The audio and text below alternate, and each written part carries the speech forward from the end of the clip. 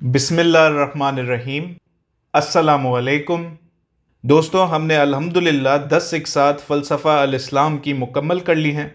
پچھلی اقساط ضرور ملاحظہ کیجیے تاکہ آگے کی اقساط مزید روشن ہو کر آپ کے سامنے آیا ہوں۔ دوستوں، پچھلی ویڈیو میں ہم نے آپ سے عرض کیا تھا کہ انسان کی برائی اس کے ہاتھ کی کمائی ہے، لہذا جب بھی کوئی تکلیف آئے، بے شک آپ کے ساتھ زیادتی کیوں نہ ہوئی ہو، آپ اپنی غلطیاں ڈھونڈیں۔ وہ الگ بات ہے کہ کوئی اس قدر جہالت اور تکبر میں غرق ہو چکا ہو کہ یہ سوچے کہ میں تو غلط کر ہی نہیں سکتا، پھر تو معاملہ بگڑ گیا، ایسے بندے کا کچھ نہیں ہو سکتا۔ سوچیں کہ کیا غلط کیا ہے جس کی وجہ سے یہ تکلیف ملی ہے۔ یہ بھی ایک طرح سے رب کی عنایت ہے۔ اچھے لوگ اس تکلیف کے عمل سے اپنے گناہ صاف کرتے رہتے ہیں یا پھر ان کے خلاف مسلسل جہاد میں مصروف رہتے ہیں۔ وہ دوسروں کو یا معاشرے کو قصوروار ٹھہرانے کے بجائے خود کو قصوروار ٹھہراتے ہیں۔ ہر آنے والی مشکل یا تکلیف ان کو مضبوط بھی بناتی ہے اور کم گناہگار بھی۔ قرآن پاک میں کئی مقامات پر درج ہے کہ لا یکلف اللہ نفسا الا وسعہا، کہ اللہ کبھی بھی کسی بھی نفس کو تکلیف نہیں دیتا سوائے اس کی وسعت کے مطابق۔ سورہ البقرہ آیت 286۔ یعنی تکلیف اللہ اس قدر ہی دے گا جتنی آپ کی طاقت ہے۔ اللہ آپ پر آپ کی استطاعت سے زیادہ بوجھ نہیں ڈالتا، اور یہ جو بوجھ ہے اس کے بعد اللہ آسانی عطا کرتا ہے۔ تبھی قرآن پاک میں کہا گیا ہے کہ ان مع العسر یسرا، کہ بے شک مشکل کے ساتھ آسانی ہے۔ سورہ الانشراح آیت 6۔ لیکن بہت سے لوگ کہتے ہیں کہ جی ہمیں تکلیف بھی بہت ملی ہے اور اس کے بعد آسانی کے کوئی آثار نظر بھی نہیں آتے۔ لیکن مسئلہ یہ ہے کہ انسان کو کیا پتہ اس کی برداشت کس قدر وسیع ہے۔ دوسرا یہ کہ انسان کو یہ بھی نہیں معلوم کہ اس کے لیے اچھا کیا ہے۔ کتنی بار ماضی میں ہم جھانک کر یہ سوچتے ہیں کہ کاش یہ مسئلے واپس لوٹائیں، کیونکہ موجودہ مسائل زیادہ دردناک یا آزمائش کن ہوتے ہیں۔ اور یہ بھی کئی بار ہوا ہے کہ ہم پیچھے مڑ کر دیکھتے ہیں تو کہتے ہیں یار فلاں چیز کو اچھا سمجھتا تھا لیکن میرے لیے بری نکلی۔ وَعَسَىٰ أَن تَكْرَهُوا شَيْئًا وَهُوَ خَيْرٌ لَكُمْ وَعَسَىٰ أَن تُحِبُّوا شَيْئًا وَهُوَ شَرٌّ لَكُمْ وَاللَّهُ يَعْلَمُ وَأَنتُمْ لَا تَعْلَمُونَ، کہ شاید تمہیں کوئی چیز بری لگتی ہے جو تمہارے لیے خیر ہے، اور شاید کوئی چیز تمہیں اچھی لگتی ہے جو تمہارے لیے شر ہے، اور اللہ جانتا ہے لیکن تم نہیں جانتے۔ سورہ البقرہ آیت 216۔ ساری بات گھوم پھر کر ذہنیت پر آ جاتی ہے۔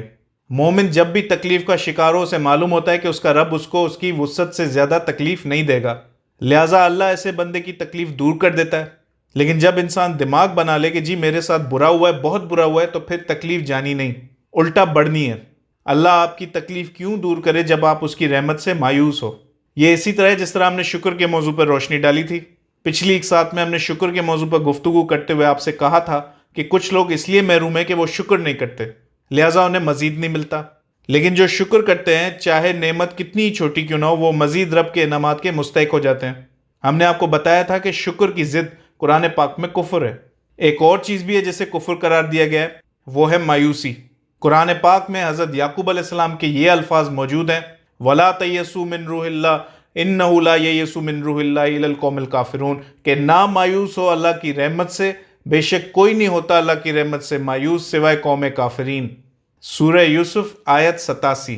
یعنی ایک طرح سے کہا گیا ہے کہ جو مایوس ہوتے ہیں رب کی رحمت سے، وہ ایک طرح سے قوم کافرین کے افراد ہیں۔ آئندہ جب بھی کبھی آپ کو مایوسی کا سامنا ہو، اس آیت کا ورد مسلسل کیا کریں۔ اسی طرح حضرت ابراہیم علیہ السلام کا قول بھی ملاحظہ ہو، وَمَن يَقْنَطُ مِن رَحْمَتِ رَبِّهِ إِلَّا الضَّالُونَ، کہ کون بھلا اپنے رب کی رحمت سے مایوس ہوتا ہے سوائے وہ جو بھٹکے ہوئے ہیں۔ سورہ الحجر آیت 56۔ تو دوستوں، ہماری پچھلی 10 اقساط اور اس ویڈیو کا لب لباب یہ ہے، اسے نچوڑ کے لیجئے ہماری گفتگو اور پیغام کا، انسان کو تکاثر کثرت کی طلب کے بجائے شکر کو ترجیح دینی چاہیے۔ اسے اپنی محرومیوں پر رونے کے بجائے اسے رب کا فیصلہ سمجھ کر قبول کر لینا چاہیے۔ یہ سوچنا چاہیے کہ اس میں میرے لیے کچھ خیر ہے۔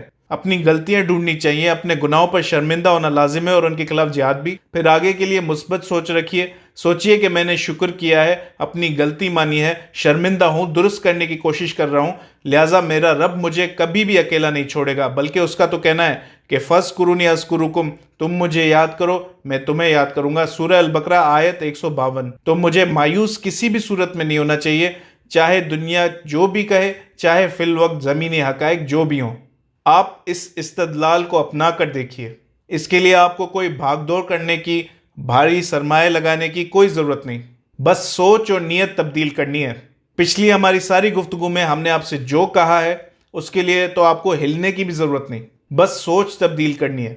بس یہاں آ کر ایک کام مشکل ہے کہ انسان اپنی مصیبت کو بھی خیر سمجھے، اپنی دین سمجھے، شکر کرے اور اپنے گناہ دیکھے، پھر یہ سوچ رکھے کہ میرا رب مجھے میری وسعت سے زیادہ نہیں آزمائے گا، وہ ضرور مجھے اس مصیبت سے رہائی دے گا۔